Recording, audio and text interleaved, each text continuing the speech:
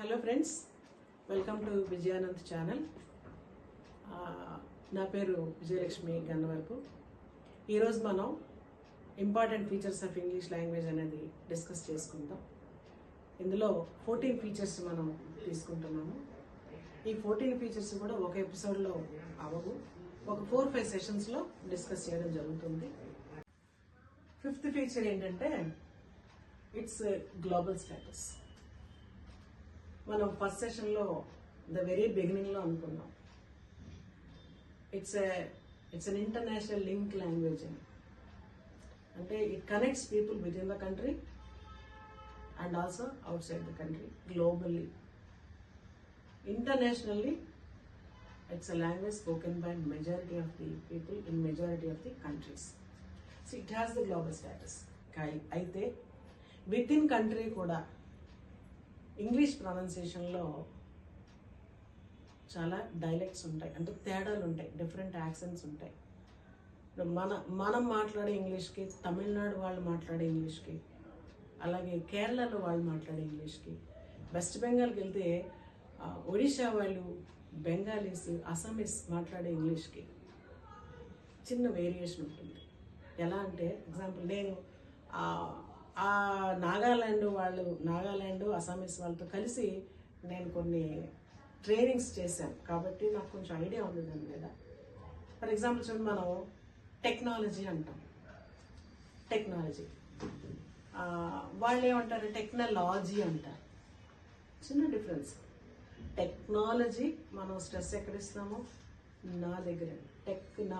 Tech అనేది ఒక syllable, నా సెకండ్ సిలబుల్ స్ట్రెస్ ఇచ్చి టెక్నాలజీ అంటే వాళ్ళు టెక్నాలజీ ఈ లా మీద స్ట్రెస్ ఇస్తారు.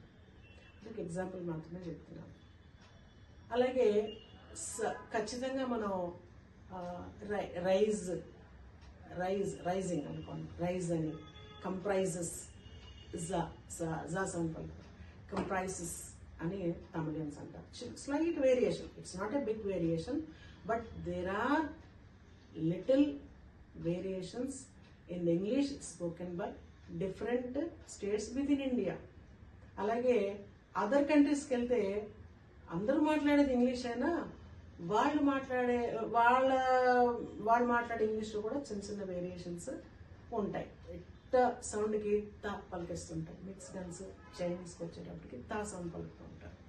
సో అలాగా దీనికి గ్లోబల్ స్టేటస్ ఉంది, డిఫరెంట్ డైలెక్ట్స్ ఉన్నాయి. స్టేటస్ ఉండడానికి కారణం ఒక్కొక్క ఏరియాలో ఒక్కొక్క డైలెక్ట్ డెవలప్ అయింది. వాళ్ళ మదర్ టంగ్ ఇన్ఫ్లుయెన్స్ వల్ల ఖచ్చితంగా ఆ తేడా చిన్న చిన్న వస్తాయి. And it has developed in to different dialect. So it has many dialects globally. So it has the global status. Next, dual patterns.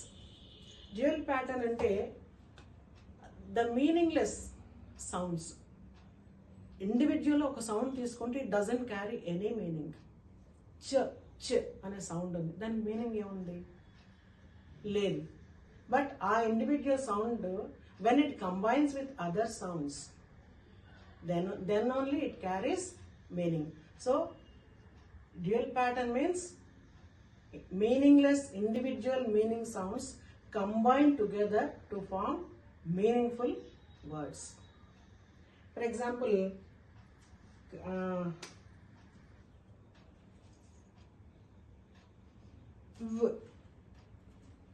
దీనికి ఏమైనా మీనింగ్ ఉందా? లేదు కదా. But when it combines with another 2 sounds,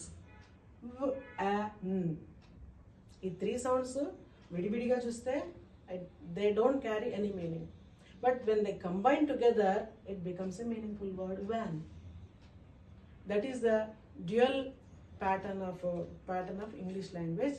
That becomes one of the major feature of this language also. Then we'll go to the next point. Hello friends, మనం English features, language features discuss చేసుకునేటప్పుడు చాలా మనం ఓవరాల్గా 14 points మనం discuss చేస్తాము ప్రతిరోజు కూడా.